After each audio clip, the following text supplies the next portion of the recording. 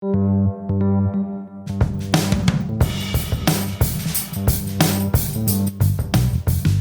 is episode number 38 of the Homeowners Show. Whether you're DIY or looking to hire, we're here to help you find the best information and options for you and your home. My name is Kevin Hackett, and here with me is Craig Williams. Hello, and welcome to the Homeowners Show. We are so excited that you guys could be with us today because we have a great episode for all of you homeowners, aspiring homeowners, dream homeowners, whatever, whoever you are. We got an episode for you. Ex-homeowners. You've been kicked out. We can get you back in. We'll fix you up. How you doing, Kev? Man, I'm doing good. Yeah? Yep. I'm excited. I know this is going to come out a little bit later, but this weekend's Memorial Day. Yeah. And we're going to go on a little vacation. So A little vacay? yeah, pretty excited about that. Glad to have a little bit of a heads up from the Unlocking the Magic people on how to leave my home so I can go on vacation. That way I don't screw it up. It's all squared away. Yeah. So, Yep. Well, listen, guys, if you have not yet, go ahead and hit the subscribe button there on iTunes, Stitcher, Google, whatever else you're using. So That's like the hardest part for the entire show for you is remembering. I can't remember all the platforms. If wherever you find podcasts, There you go. We'll be there. There you go. You can find us on Facebook, Instagram, Twitter, and as always at homeownershow.com. Yeah. And YouTube. And YouTube. But you got to be careful. When Kevin gets his act together. Yeah, it's going to be a while. Hey, how you doing, man? I'm doing good. Yeah. Yeah. No, it's been a busy day. Yeah? So I actually, I gave you kind of a side shout out on another podcast this morning. Really? Yeah. So you were on a podcast. I was on another podcast. I was cheating on this podcast and went on another one. How dare you? Yeah, it was weird, man, because I was being interviewed and I kept wanting to ask them questions. I thought they were being rude. Yeah, you're sitting on the other side of the table. So no, it was fun, but they were asking me where our podcast is available. And I told them, the ones that I knew of, and then I specifically wasn't going to mention the one that you use. Oh, Mostly out of spite. but you did. I didn't. Oh, No, I mentioned you by name and that you used a terrible platform, but I wasn't going to mention it. okay. So, All right. but dude, we had the craziest thing happen this week in our business, and which, by the way, I mean, like, I know everyone out there listening, we don't talk about my business a whole lot because that's not what this podcast is about. But you've probably heard it mentioned several times that we do pest control, and that's that. So if you want to hear more about that, you can actually go over to the Shrimp Tank podcast and hear all about my business over there. But this week in my business, we got a call from an English gentleman with having an issue with marsupials in his pantry. Ouch. Yeah. But the interesting thing was the whole reason he called us is one of my guys went over there to take care of it, and he was kind of looking around the house, and he came back to the office and he goes, "Do you know that dude was a knight?"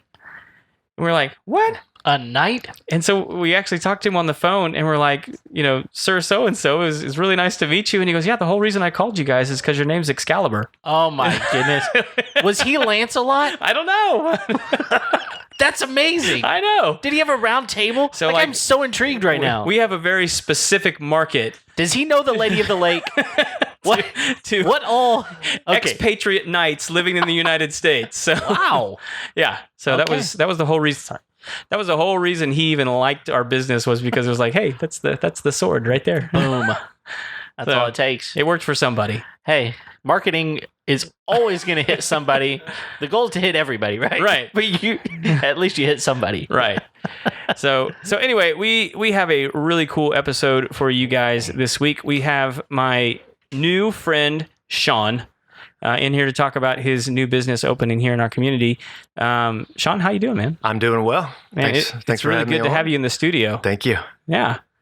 So why don't you just to kick it off? You've got a new business opening here in our city, and this isn't your first one. This isn't your first rodeo. First time at Conroe. First time in Conroe. So give folks a little bit of background. Let them know where you're coming from and how you got here. Yeah, so we're it's a little unique. My wife and I, Marissa, she and I took an old Conroe single family estate home, and we converted it to a licensed assisted living and memory care facility.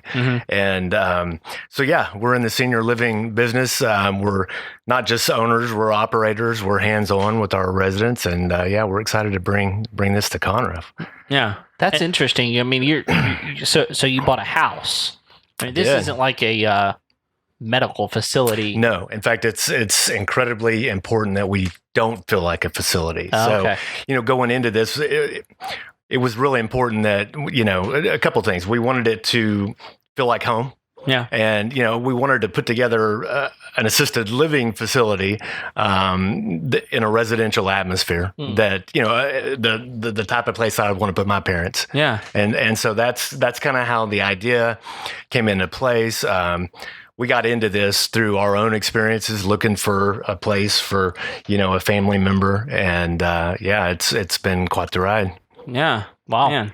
Cool. And I mean, like you were showing me a picture of this place. I mean, it's not a tiny house. I mean, like no, it was already a big house to begin with. It's very unique, but it's in the heart of Conroe. It's on One Briarwood Drive. Okay. And but it's a quiet little street, and of course the home was completely outdated. It was built in the 60s, blue carpet, but it was, it's large and it's beautiful. It's on a beautiful property. And, the rule in real estate, don't fall in love with the house. We did, and we paid for that. But there was just something about it that, it was very unique, very special. And we said, we got to do this. Yeah. Yeah. So you're transitioning this property into assisted living and memory care, and I do want to kind of circle back at one point to kind of talk about what's the difference between that. But what has been some of the biggest challenges in creating that environment? Because I imagine that's difficult to kind of have your feet in both those pools, to have it be an assisted living care, but also make it feel like home, and having to like renew the whole house. Yeah, so it's not easy to take an old house and just convert it. Right. We took the entire home down to the studs. Oh wow! And that was a big job. And the city of Conroe is I think they've had a bad taste in their mouths for unlicensed care homes in the community. So it took an open mind when we approached them and said, hey, we found this home. There were some really strict building codes that we had to follow, and we did. Ultimately, we put in a fire lane, and we've got striped parking places, and so there's a lot of commercial construction aspects that went on with the project. But in regards to the home itself, we didn't change much of the floor plan. We didn't change the footprint of the home. So right. you're driving past it. It looks like, mom or dad's house. Yeah. So, it'll kind of have that feel when, people come to visit. Or absolutely. People, Yeah, exactly. A big circle drive in the front, beautiful lawn the grass is finally starting to grow after, we got some new sod in, got our landscaping and so we're really excited to get it open. It's next month will be 2 years since we, of course we had Hurricane Harvey, that's right. Yeah, that hit, not too long after we got started on it, and the house, sat empty, and it was a good time though. It's a learning process, but as I said, we're excited to get it open and bring it to the residents of Montgomery County and Conroe. Yeah. Well, I guess it's better to have it go through a hurricane without any residents in it to kind of see how the property responds. Correct. Yeah. Well, it sounds like you've got plenty of stuff to talk about renovating a home. Yeah, we could do a whole nother podcast on that episode. Yeah, deal. Yeah, yes, yeah. Well, cool. Well, tell us. I don't know much about the assisted living community, those sorts of things. So, you were telling us a little bit just a minute ago that you were looking for a place in your own family. And what drove you to do something like this? Because I assume that if you found the place you were looking for, that you would go, okay, well, someone else is doing that really well, and just let them do it. So there's something different about what your approach is, other than just, a residential style, like a home style feel. Now that could be part of it, but I get the sense that there may be more to it. There is more to it. And I think that our approach with seasons, just as an operator, is it's different. We're about fewer residents, more caregivers. Okay. If you go into what I refer to as a big box facility, which they're being built all the time, with these big campuses and the facilities, the grounds are really pretty, and these huge chandeliers, but it's as soon as you walk in the door, a lot of times you can smell the neglect immediately once you get inside. And, mom or dad, or, your loved one don't always thrive in that type of environment.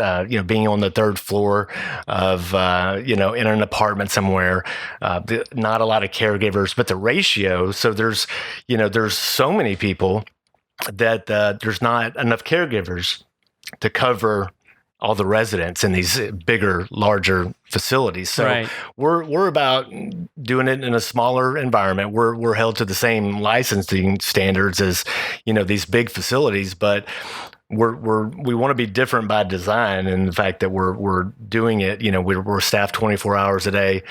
And, we're awake at night, but we get to know our residents on a little bit more personal, intimate basis. We get to know their preferences and what their needs are, and be a little bit more hands-on. Yeah.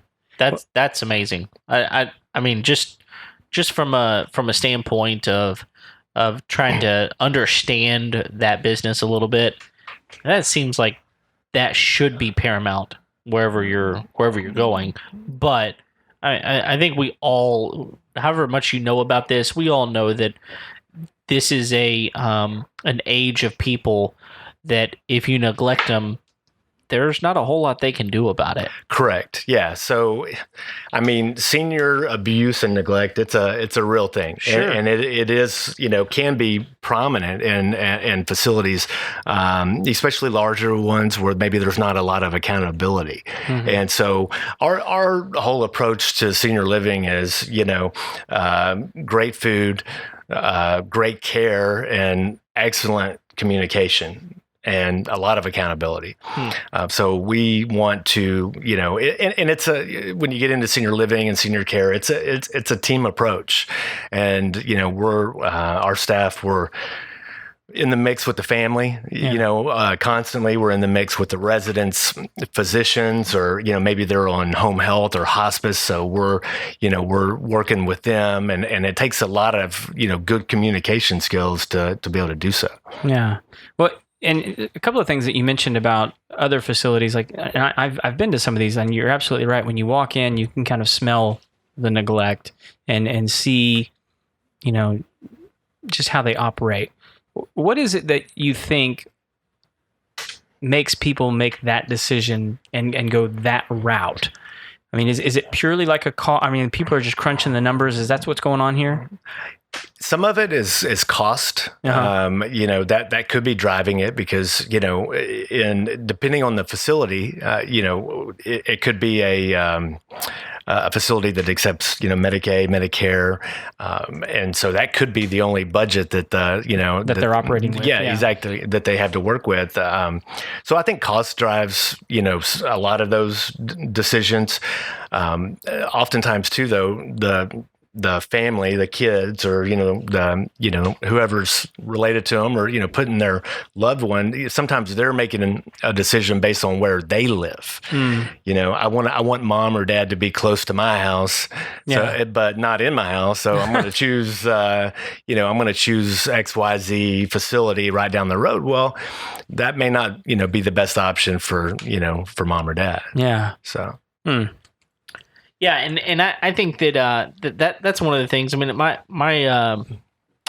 wife's grandmother wound up, needing to go into a facility herself, and there's a lot that goes into those facilities, and you wonder where any of that actually goes. Like, for example, I mean, and this is just part of that. I understand, but like, the place that we wound up having to put her, seized all of her assets basically. And so, here, this was a very generous lady. So at Christmas, everybody in our family got money, and that no longer was an option because they had every single penny that she owned and all of these things. And so it's like all of a sudden there's a lot of really stressful things that happen in all of this. And I think that one of the things I like about what you're saying here is that sometimes you're pouring all of this money into a facility, and whenever you leave, you're just hoping that they get the care that they need, and that you're spending money in a place that is actually not just down the road, but a place that is taking care of your loved one. No, that's huge. It's you want to make sure, I mean, that obviously it's ticking a lot of boxes, that it makes sense. Sure. To me, it's, and again, we're about being the best in the marketplace. We feel like, I mean, to be transparent about it, I mean, we feel like we can do senior living better than anybody in town, but it's because it starts from the top down. We're not, while we're a private pay facility and we don't do Medicaid or Medicare, we want the best managers and the best staff, and everyone's, highly screened, highly trained, and they're very hands-on with our residents, and they're not just there for a paycheck. So we're about, really pouring back into our staff and to their education. And,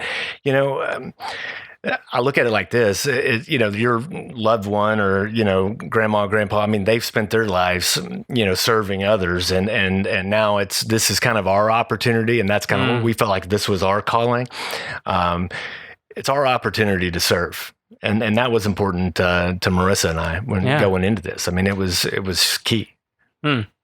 So let me ask you this question, because I know that I've got another friend who actually has a degree in this type of care, and I know that there are people that are literally educated. You mentioned that just a moment, literally educated to care for people that are in assisted living homes, and so there's a lot that really goes into that. But as someone who eventually will get to this point in life where parents need a place to go, whether it's living with me or living somewhere else, what are some things that I should be looking for that would help me make a good decision toward that end? When you're like looking at other facilities? Just in general, like it gets to the point where it's apparent that my loved one can no longer take care of themselves, or maybe the doctors are saying they can no longer take care of themselves, whether you realize it or not.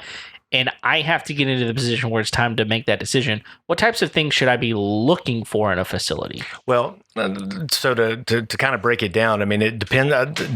The type of facility depends on the needs of the resident. So in the senior living space, you've got independent living, which is kind of like the Golden Girls model. They may still drive, right? And you see a lot of these popping up, these 55 and older, communities, and it's 55 only and old. Exactly, and they may have like a duplex, and they're driving and they're moving around a little bit.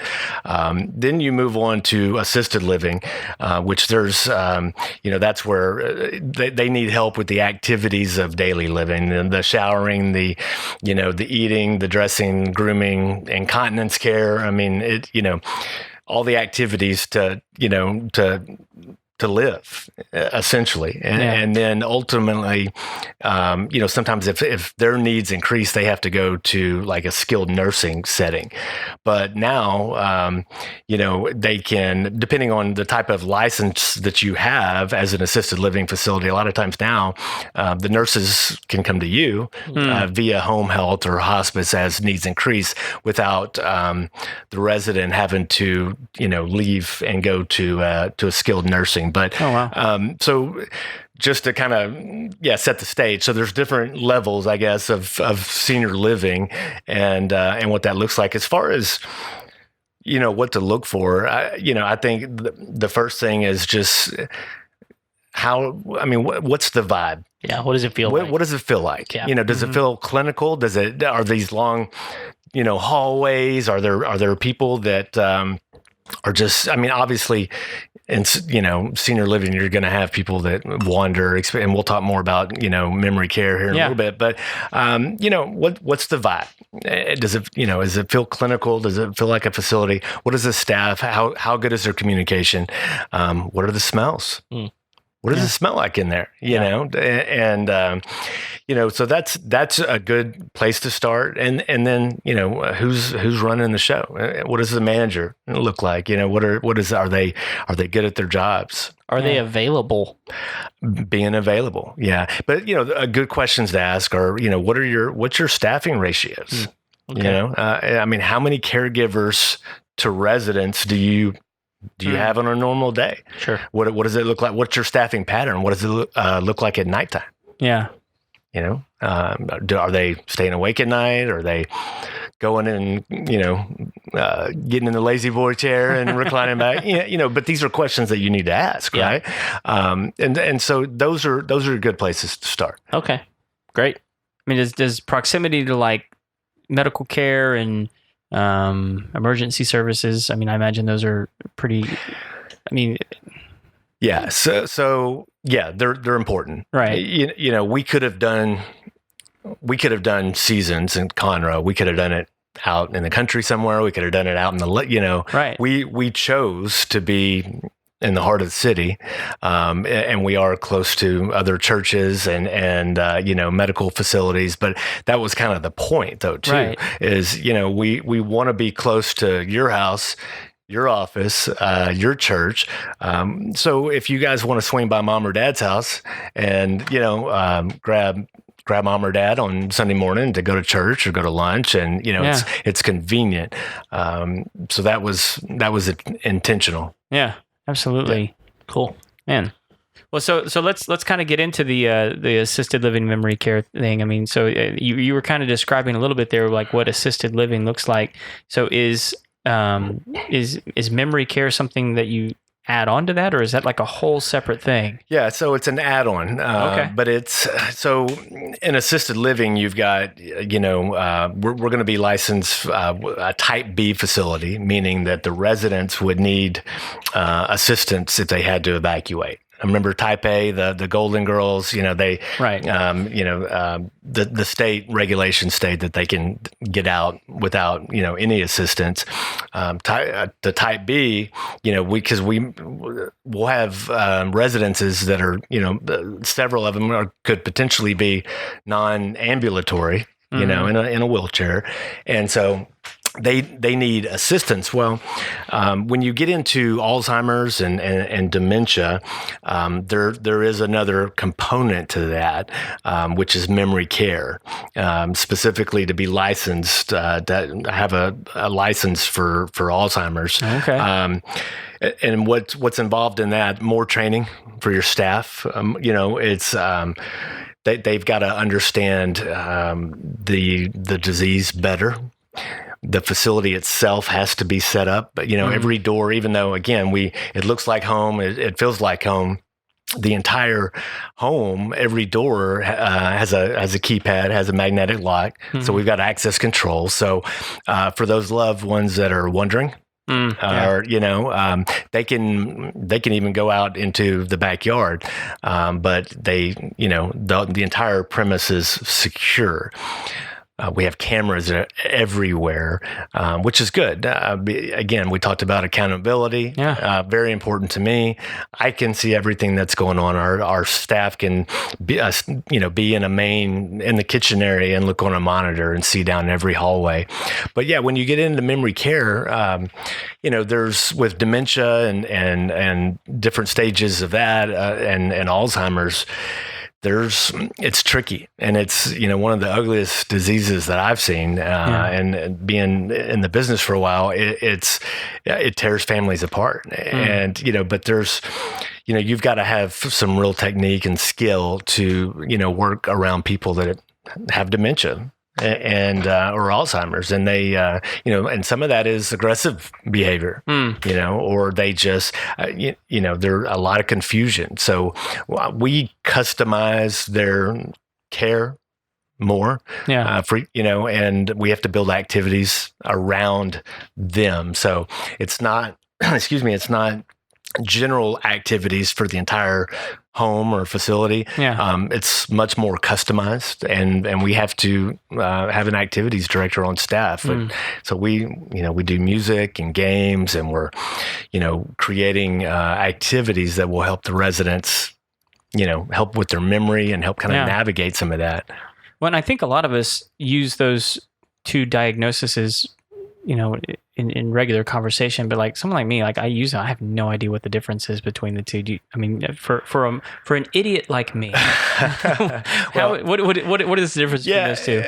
Alzheimer's and dementia. Yes. Okay, so Alzheimer's is actually, and again, and I'm not a clinician. I'm not a physician. Right?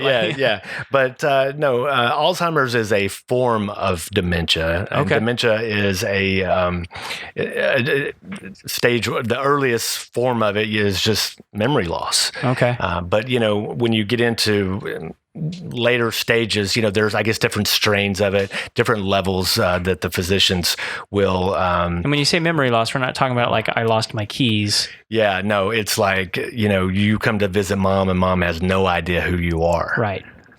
That's tough. Right. Yeah. It's tough. And I have seen it time and again with our residents and their families. And,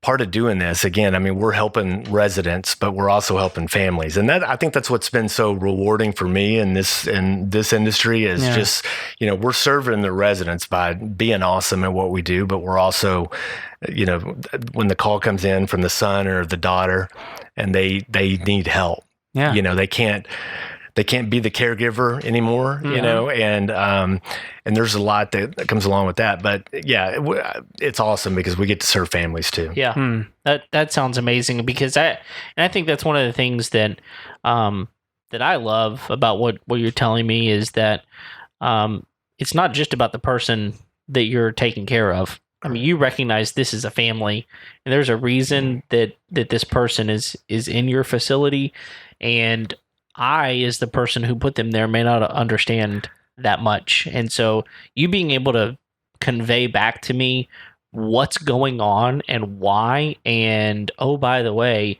I mean, you're kind of a counselor on some level, so going, everything's going to be okay. Like, this is normal, those types of things. And it's not, when you make the decision to, move mom or dad somewhere, other than their own home, that can be a tough thing on anybody. And so, we are playing counselor a lot, to family members and helping them navigate that. But once they're there and, of course the resident has settled in and the family's coming by, which, we love, people coming by. We love activity. We love, volunteers, which, by the way, help us get the word out on that. I mean, we want youth groups and choirs and people that love, seniors. I mean, that's important. And so, it's very cool to help out, the families as well. Cool. Absolutely. And something you mentioned a while back, but I didn't want to miss the opportunity to ask you. I'm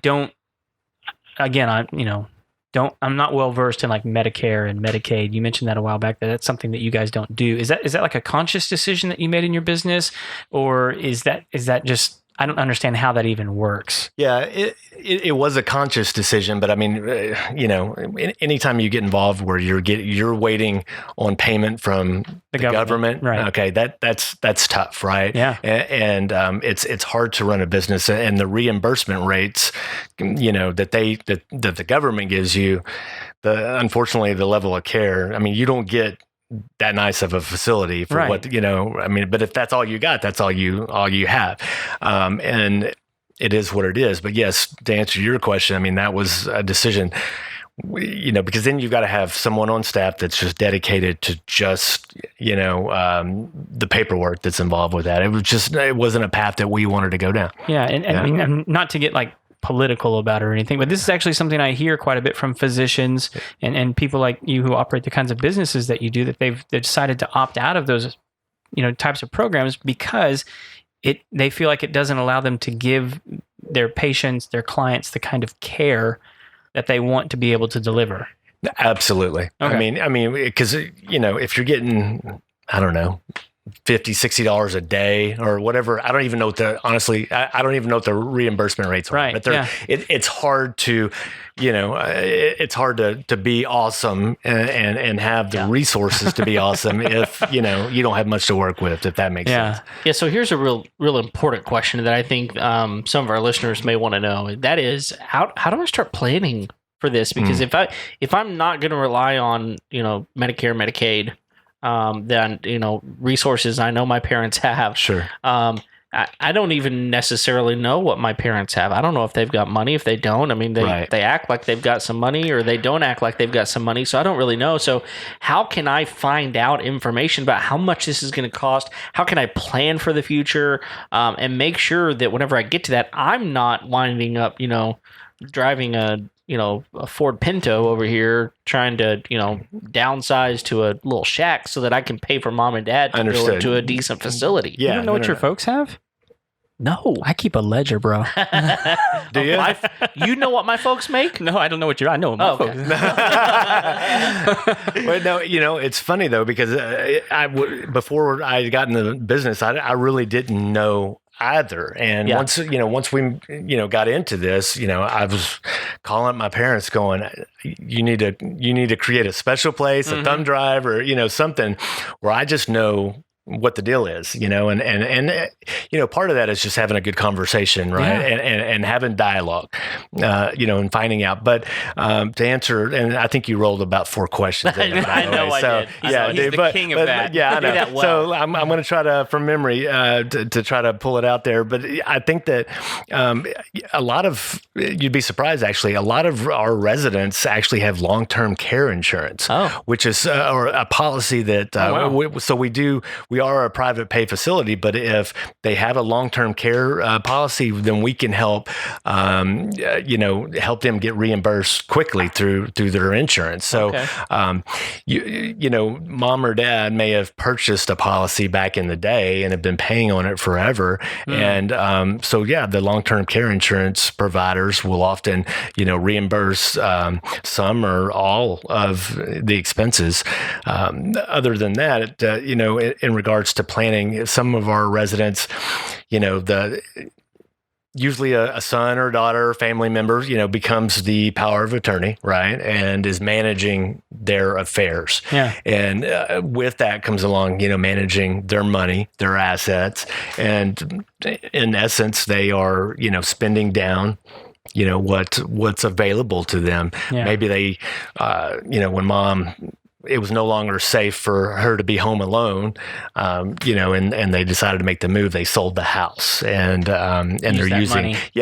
Other times, there's, I've seen lots of different scenarios. There's several siblings and everyone's kind of pitching in a little bit, for the care. So I know you had more questions rolled into that, dude.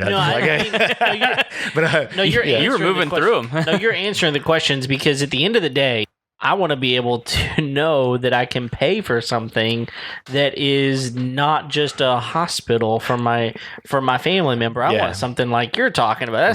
This sounds awesome. So I want to, but I'm no dummy to think that this is equal expense to what that other facility costs. I understand that you pay for what you get, and so just having an idea. I mean, can I come into your office and sit down with you even now?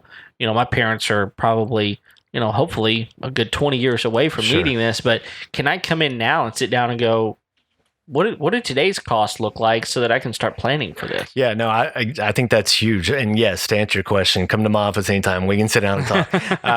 But it's having good dialogue, and it's talking about, what resources are available now, planning, things that you could be doing now to prepare for, when, your loved one needs care. Yeah. And that way, there are no surprises, or at least you're prepared for it when it does happen. Yeah, and I would assume there are better policies out there than others. So, I mean, just like anything. So, Sure. I'm not asking you to answer that question of where you get them, but I'm just telling people out there, Do your research. do your research. Yeah. So in regards to our loved ones, I mean, are there things that we need to be paying attention to know when it's time to transition? Yeah. So I think that, traditionally, well, I say traditionally, most of the population in senior living is female, by about, I think, 70% female. Oh, wow. Usually dad goes first, mom's at home. And, when it, usually what I've seen, and maybe some of your listeners can relate to this if they've experienced, is they end up hiring a caregiver first to come, or tapping into someone at church, or, can you come sit with mom? And it starts off with, maybe just a few hours a day, and then it turns into 6, 8. And then at some point, you've got a live-in caregiver. And of course, there's a lot of agencies out there now that's what they do, is they provide, home care. Right. And, but on an hourly rate. And so, a lot of people start there. But as far as when it's time, when they should really consider it, it's when, again, finances drive some of that, because if you're paying someone $20 an hour, for 24 hours to come to your house, that gets very expensive, and you don't always know who's coming. Yeah. And you don't always know, what they're doing. Right. And so, again, going back to accountability. Right. So, but as mom or, dad, if they're, if there's more falls, if they're more, falling in the home, if there's, medication is, not being managed properly, or they're, a lot of times they're over medicating or under medicating, or just not medicating at all. You know? And so ultimately, those are some signs to look out for. Yeah. And so, but I imagine those are issues that you guys can solve with care. Well, yeah, absolutely. I mean, that's part of what we do. I mean, when a new resident is moving in with us, moving into our home, we do a full assessment, we build a care plan, we sync up with the physician, and, we do a med review, make sure everything's going good. And then we, try to get things back on track. Yeah. Ultimately. Yeah. What is the typical transition time for someone like that? I mean, what I mean by that is, I would imagine it's kind of a big shock to be pulled out of your home, out of your apartment, out of your normal routine of life. And then, here I'm going to be over here at Seasons, and even if, it's a wonderful place, I imagine there's some transition time to when they're kind of back to some sense of normalcy, when their other loved ones can come in and visit them and say, okay, they're doing good. Yeah, that's a great question, and I think that it varies a little bit, from resident to resident. Sometimes I can get a sense for when a new resident might be struggling a little bit, because it's a new place, right? It's a new environment. Of course, again, we encourage the family to make the bedroom, to trick it out as much as they want to. We want pictures, and you want to hang photos on the wall of grandkids. Make it your own, right? Awesome.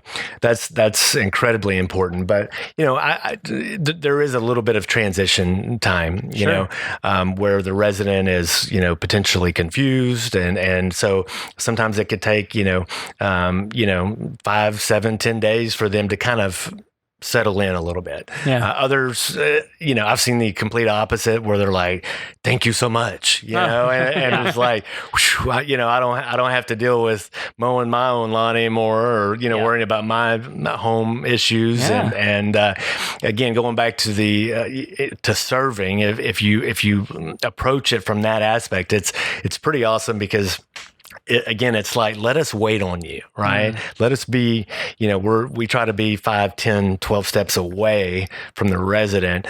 And we're constantly, perusing the house, making sure that, everything's good, and that the residents are having a great time and being safe.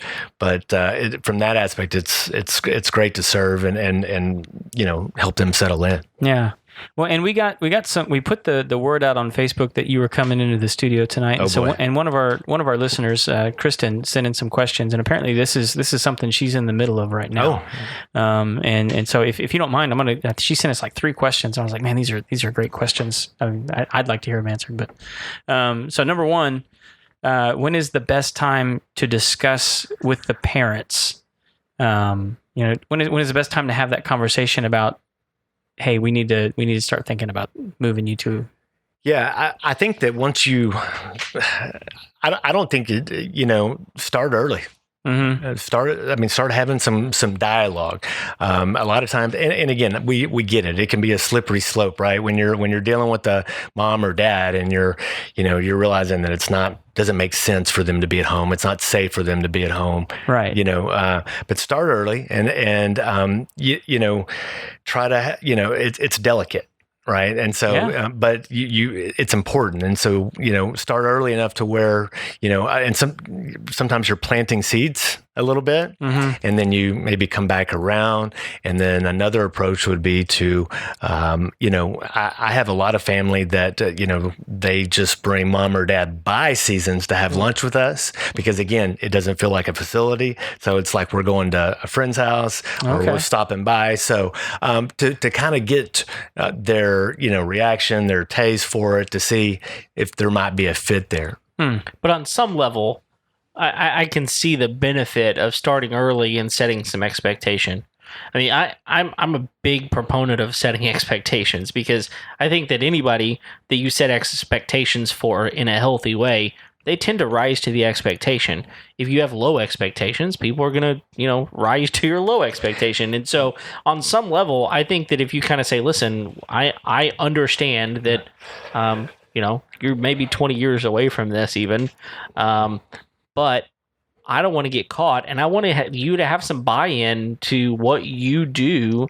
And I just know that I may not be able to be the one that's your primary caregiver. So let's start talking about this. Yeah, no, that's huge. And I think that, start early and do it often, and get their feedback now, because you're going to have people, my dad's stubborn as can be. And of course, prior to his son getting involved in this and being a senior living operator, now he's like, hey, your mom's out of town this weekend. Can I come stay at Seasons, right? Because you got an open room. Yeah, I know. Yeah. It's like, all right, Dad, we'll leave the light on for you, because he sees what it's all about. Sure. But,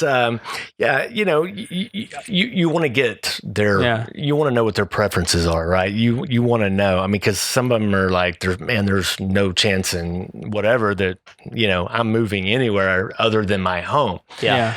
And you may hear that now, but, start early and check in, and that could change. Yeah. That could change. Well, and let's just assume some people, maybe they haven't started early. How do they have that conversation now that their parents have? It's a tough one, but it's mom.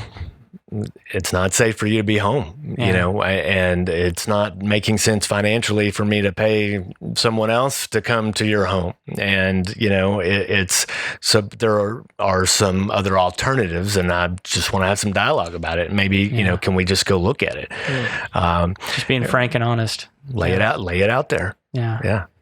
All right. Well, it's really tough, because, I think of it this way a lot. Like, right now I've got 2 small kids, and they're basically helpless, right? They, without an adult around, right, they're helpless. And so I've got to do everything for them. But there's going to come a point where I'm going to need them to do everything for me. Right. And that man, whenever you've spent your entire life as the older adult that is wiser and knows what's going on, to have your child come to you and say, you can't do this anymore. Like, I'm getting choked up about it just a little bit right now, And so I can imagine that's a really tough conversation to have. However, you can't just pass that buck. You can't let someone else have that conversation or let it not happen. You have to have it and risk whatever it is that you're risking, right? Or you feel whatever you feel like you're risking. It may be less than what you actually feel like it is. So yeah. Well, here's our next question: is can you arrange for assisted living well in advance? Well, I think we talked a little bit about that. Yes, you can. So insurance is an option there. Yeah, insurance. Long-term care insurance is a good place to start. Saving money. Doing an analysis, if you will, of mom or dad's financial situation and what that could look like. It never hurts to start early and be prepared for an expense like this. Yeah. And that's a great way to get prepared for it is to look at what resources you have and what's available to you, and then compare that to what you want. What you can afford and the type of facility that you want to put mom or dad in, and just kind of work back your way into it a little bit. I kind of feel like this is almost like preparing to send a child to college. Yeah, a little bit. But and so like I'm kind of wondering if in her mind, if she's going, well, can I come to Shawn's office and go like, look, I've got a prospect for you that's going to be ready in about 15 years. Can we start paying for this now? There are, I'm sure, operators out there that will say, yes, start paying us a fee and we'll hold you a bet, kind of thing. Yeah. We'll leave a lot on for you. We'll guarantee a spot. We don't do that, right? But there are. In fact, I think we touched on it where they're managing all your money, and some of these these newer what they call continuous care retirement facility or communities where they've got independent. It's a campus, and it's it's $300,000-$400,000 to just to like get on the list to get in, and then it's a crazy amount per month. But you go through all of those silos of, again, independent living, assisted living, memory care, skilled, and on their campus. But essentially, you give them all your assets, and they spin that down for you. And it's just that's again to me that feels like big bucks. And that's not what we're about. Absolutely. But yes, but kind of your advice is start planning for it financially. Find out where you want to go. Go talk to those people. Make some decisions. Start planning for it financially, and know that if you're financially set up, something's going to work out for you. Absolutely. Yeah, and her other question, kind of fed off the other one, which, so it doesn't really apply to you, but you may know. So like if you get into a situation where like, yeah, we'll take you and we'll be ready, we'll leave the light on for you. You'll be ready in 15 years. Is that something that is a permanent decision? Is it something you can change? I don't know how those guys operate. I think I would imagine not. I'm sure that they've got contracts that you could, get out of, whatever commitment that you've made. Right. Usually, in a smaller environment like ours, if it's they see that within a coming couple of months, they need a place for mom or dad, and we're essentially, we work out an arrangement essentially to hold the spot for them, but doing it over a span of a decade might be a little harder. Sure. And so how many residents you guys set up? So we're going to be licensed for only 14 residents. Okay. Yeah. And it's funny, in the state, you can actually have up to 16 residents in a small facility, what they view as a small facility. We wanted to do even a little bit smaller than that, and just because we'll be licensed for 14 doesn't mean we'll have 14 people in there all the time, but that's what we have the square footage for. And again, going back to the premise of keeping it smaller, and and we can do more, and we're excited about that. Yeah, and so like one of the things I see, like probably like larger facilities, advertising is like, hey, we've got a really big community for your loved one to get plugged into. How do you guys sort of foster that with a smaller number of people? Do you feel like that's more difficult, or but if I had to live with 14 people, that's more than enough people to live with. Yeah, well, it's again, it goes back to preferences. I mean, sometimes walking 100 yards to the cafeteria isn't always the best fit for, or getting on an elevator and going down. And again, we've already talked about, the level of care that you often find in facilities like that. Now, granted, we're not going to have, although, One Briarwood here in Conroe, I mean, we've got an awesome we've got the outdoor space is awesome. We poured a very large walking path to the backyard and got a lot of green space back there. So, families and residents can go and enjoy that. But, we don't have, a crazy movie theater and we don't have a chapel in there. We have the churches come to us, which is pretty awesome. We have pastors that come in and they're nearby. They're nearby, and again, we talked about it. We love visitors, but we try to, again, going back, we want it to feel like home, but we want the food to be awesome, and we're doing activities, we're watching movies, and we want to find out what the residents want to do. Right. What they want. I mean, we're in memory care and we're required to have activities, whether the resident, wants to do them or not. Right. But we want to really kind of tease out what their preferences are. And the same with food. It's like, we don't want it to feel like cafeteria food. So, I mean, again, customizing it a little bit. I mean, hey, if your doctor says we can have salmon, let's have some salmon. Nice. Yes. I mean, like, you guys want steak, let's eat steak. Why don't you guys help us build a menu for the coming week? And so we're constantly baking and cooking things that are gourmet foods. And of course, we have dietitians that we work with to work around dietary needs and things like that. Yeah.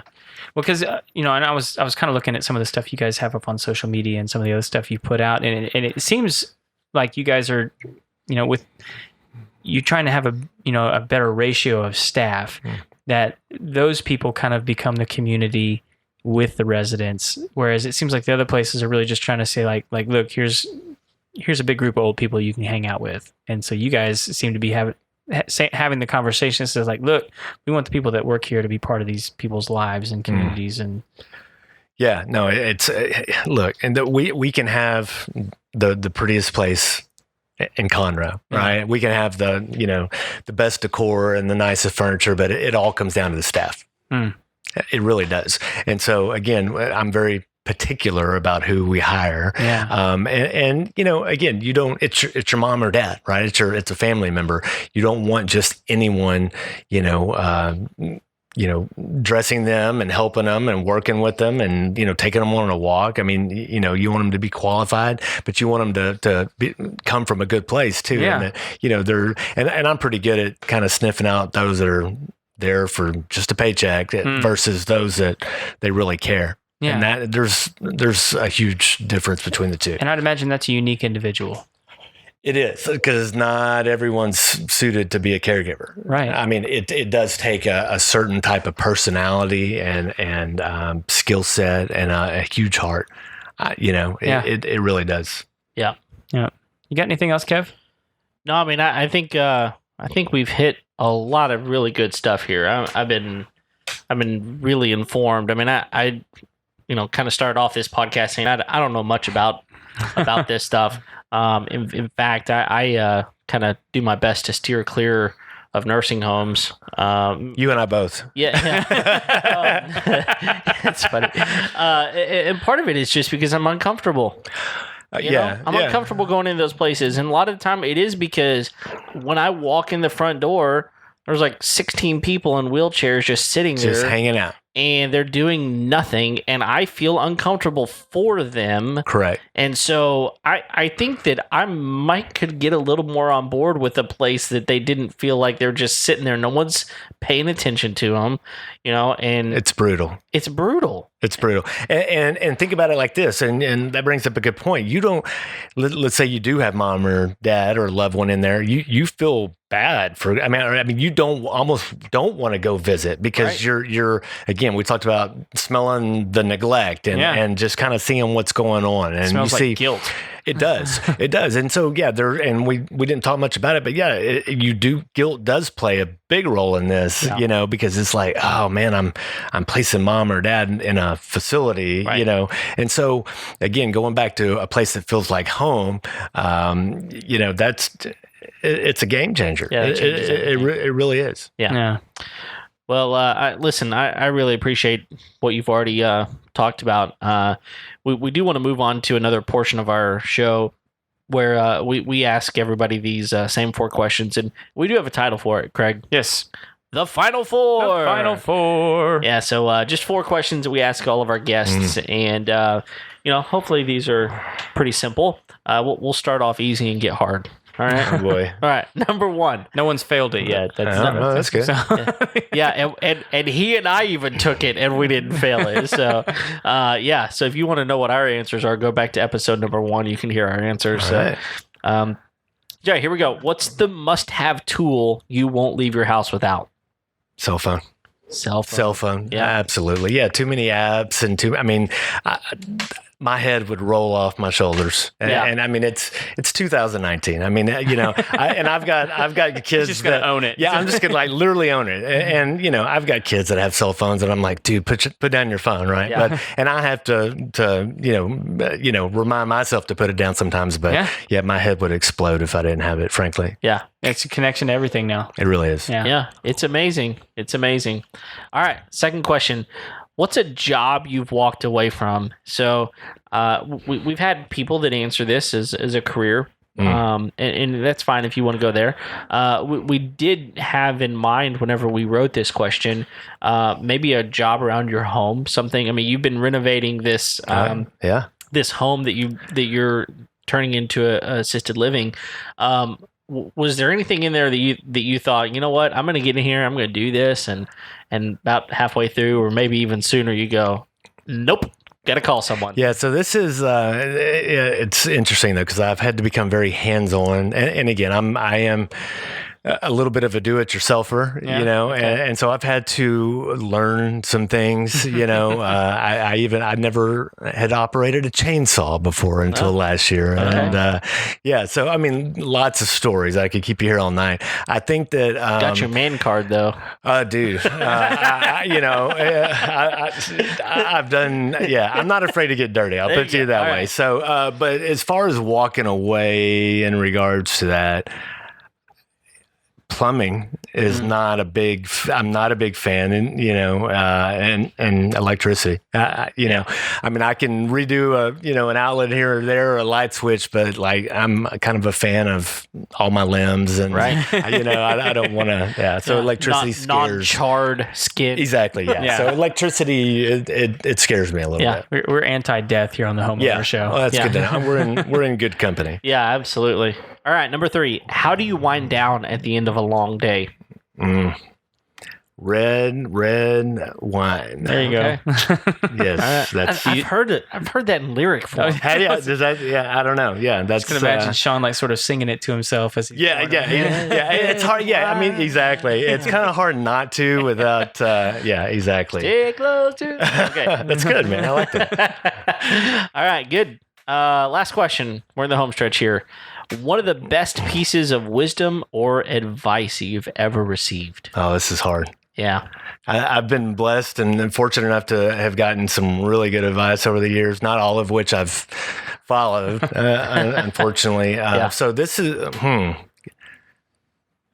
I think I got some advice recently that I'm really trying to use and utilize, and it's in regards to time management, because I've got little ones at home, and we've got a new business, and we're all over the place, and so things are a little nuts, and so in regards to time management, when something lands on my plate or something new, I'm trying to kind of put it in one of 3 silos or categories, which is, can I automate this, delegate it, or eliminate it? There you go. Yeah. Okay. Automate, delegate, or eliminate. Okay.